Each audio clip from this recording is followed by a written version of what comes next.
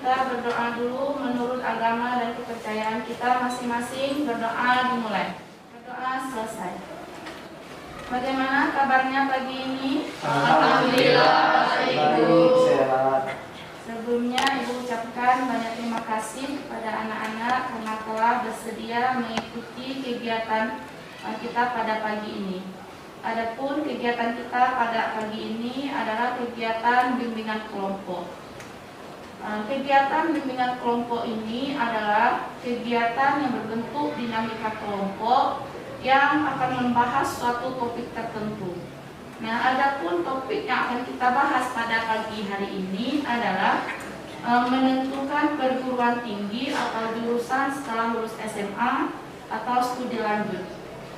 Kemudian, adapun tujuan dari kegiatan kita pada hari ini adalah agar anggota kelompok dapat mempertimbangkan perguruan tinggi dan jurusan yang akan dipilih setelah lulus SMA nanti. Kemudian, agar anggota kelompok dapat menentukan perguruan tinggi dan jurusan yang akan dipilih setelah lulus SMA nanti. Paham? Paham, Bu. Nah, kemudian di sini kita beranggotakan 8 untuk kegiatan bimbingan kelompok ini. Karena kita berasal dari kelas yang beda-beda, ada baiknya sebelum kita memulai ke tahap selanjutnya, kita melakukan perkenalan terlebih dahulu, ya. Baik, Bu. Nah, perkenalan kita pada hari ini, sebutkan nama, kemudian hobinya. Oke, kenalan akan dimulai dari Ibu, kemudian dilanjutkan dari sebelah kanan Ibu, kemudian di sebelah kiri Ibu. Paham? Paham, Bu.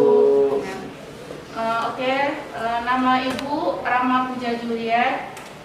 Hobi Ibu memasak. Silahkan di samping Ibu. Nama saya Adrian Pratama, hobi membaca. Perkenalkan, nama saya Yuna Lestari, hobi membaca.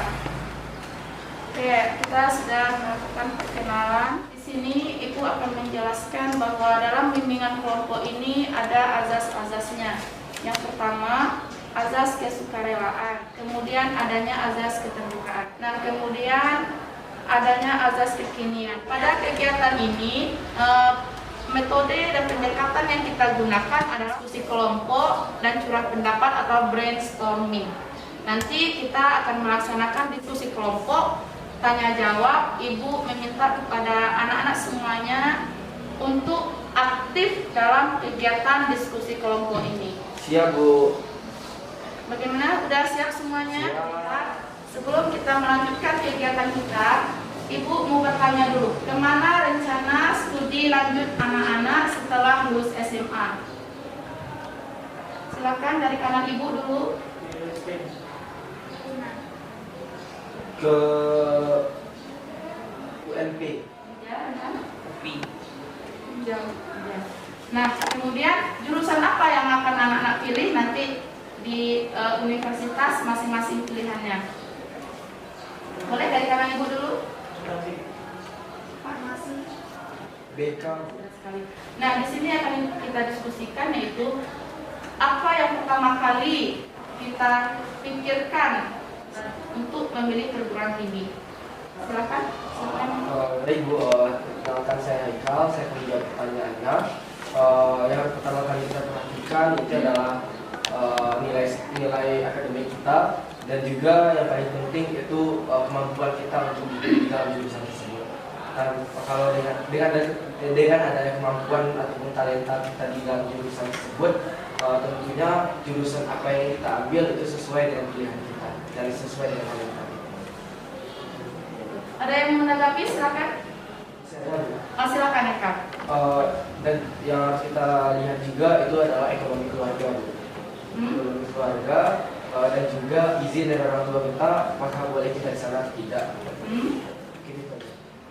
Apakah kita perlu informasi mengenai apa-apa saja jalur yang ada untuk masuk ke perguruan tinggi? Perlu.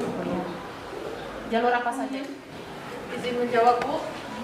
Untuk jalur yang saya ketahui, Yang pertama SNMPTN, lalu SBMPTN, dan jalur mandiri. Dan setelah saya dengar lagi, ternyata ada jalur hubungan pemerintahan, seperti yang diadakan di UNAN sekarang. Oke, jalur hubungan pemerintahan. Ibu juga baru dengar jalur hubungan pemerintahan. Boleh Yuyun jelaskan kepada teman-teman jalur hubungan pemerintahan seperti apa? Seperti yang saya ketahui dan informasi yang saya dapatkan, ternyata pemerintah Kabupaten Kerinci telah menjalin hubungan dengan Universitas Andalas Padang. Jadi siswa yang berdomisili di Kabupaten Kerinci bisa menempuh pendidikan dengan jalur tersebut tanpa uang pangkal. Ya, silakan. Saya kan misalnya IPA, sedangkan prodi universitasnya itu PS, gimana nilainya? Jurusannya apa?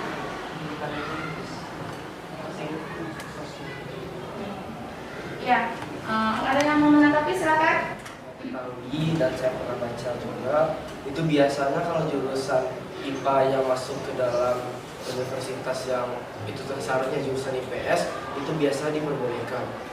Tapi kalau misal dari IPS ke IPA tidak diperbolehkan. Mungkin itu sebenarnya saya ketahui aja. Oke, kemudian untuk sekolah kedinasan apa yang akan kita bahas? Silakan. Sekolah kedinasan itu biasanya apa namanya Bu? Itu dilihat dari apa aja untuk tes selain rapor. Enggak. Ada. Dan piagam seperti lomba-lomba itu tingkat apa saja yang dilakukan? Ada tanggapan silakan. Piagam untuk masuk kedinasan itu piagamnya itu berasal dari piagam Permendikbud kayak ASN, OSN kalau untuk piagam. Biasanya itu kalau untuk piagam misalnya kayak peringkat di sekolah ataupun yang tingkat kecamatan kemungkinan itu tidak masuk soalnya kan kedinasan lebih ke nasional. Kemudian untuk menentukan perguruan tinggi dan jurusan setelah lulus SMA, apalagi yang perlu kita perhatikan? Dukungan orang tua perlu nggak? Perlu. Silakan. Dukungan seperti apa? Silakan. Dukungan orang tua seperti memberikan semangat kepada anaknya. Terus juga kita nggak bisa, orang tua nggak bisa hanya berikan semangat, tetapi juga harus bentuk dalam ekonomi orang tua itu cukup atau enggak. Karena banyak kasihannya anak-anak yang lulus di SN tapi ekonomi keluarganya yang kurang mampu untuk memilahkan anaknya. Apalagi? Silakan Yuyun. Baiklah, untuk dukungan orang tua bisa berupa izin dari orang tua untuk menempuh pendidikan misalnya di luar daerah atau di luar provinsi, dan izin orang tua itu sangat berpengaruh. Ada pertanyaan silakan. Ya, Yang masalah izin orang tua tadi itu, misalnya kita mau masuk misalnya kedokteran, orang tua nih memberikan semangat izinnya, tapi kedokteran itu kan mahal. Jadi orang tua tuh bilang pokoknya kalau memang niatnya masuk dokter yakin semangat. Tetapi kita tuh sebagai anaknya tuh tahu kondisi ekonomi orang tua. Jadi apa yang harus dilakukan anak tersebut? ada yang mau menanggapi? Silakan. Kalau misalnya untuk masalah kondisi keuangan keluarga, kita yakin aja dulu kan di universitas banyak beasiswa kayak sekarang udah KIM kuliah kan ada beasiswa prestasi, banyak macam kan beasiswa.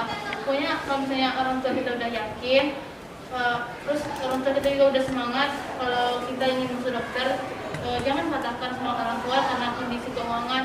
Kita pikirnya kita kan udah bisa mandiri. Sudah menanggapi? Silakan.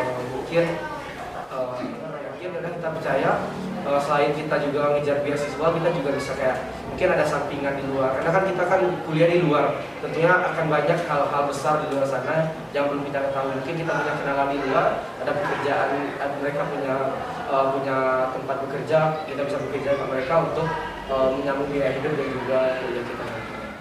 Kemudian untuk melengkapi kegiatan kita hari ini, Ibu akan menampilkan PowerPoint. Ini PowerPoint-nya mengenal perguruan tinggi, ada universitas, akademik, politeknik, universitas. fakultas, kan ada akademi juga ada, seperti akbar tadi kan, akademi, politeknik juga ada. Kemudian jenis-jenis perguruan ini tayangkan sebuah video.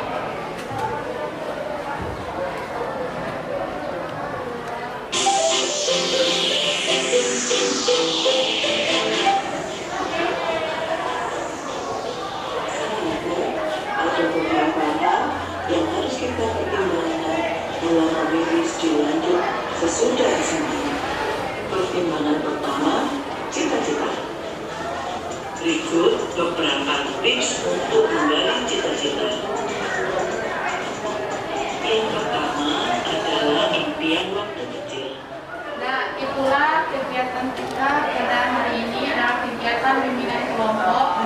Nah, di sini Ibu akan meminta kesimpulan dari anak-anak semuanya. Kesimpulan apa yang dapat anak-anak ambil dari kegiatan kita pada hari ini? Yaitu untuk memilih universitas atau masuk ke universitas, selain dari nilai akademik, kita juga harus memiliki potensi dan juga bakat untuk meminat kita mau kemana. Dan juga kita juga meyakinkan orang tua kita dengan apa yang kita pilih itu adalah satu hal yang benar-benar adalah impian yang kita inginkan dari kecil. Nah, kemudian kesan dan kesan apa yang dapat diambil dari kegiatan kita pada hari ini? Silakan Yuyun. Baiklah, kesan dan kesan yang ingin saya sampaikan yaitu pertama kesannya untuk kesan dalam diskusi kelompok ini kita bisa bertukar pemikiran, bisa saling berbagi pendapat dengan teman-teman, baik dengan ibu tentang jurusan yang ingin kita ambil dan juga bagaimana solusi dari permasalahan yang sedang kita hadapi. Untuk pesannya yaitu untuk teman-teman agar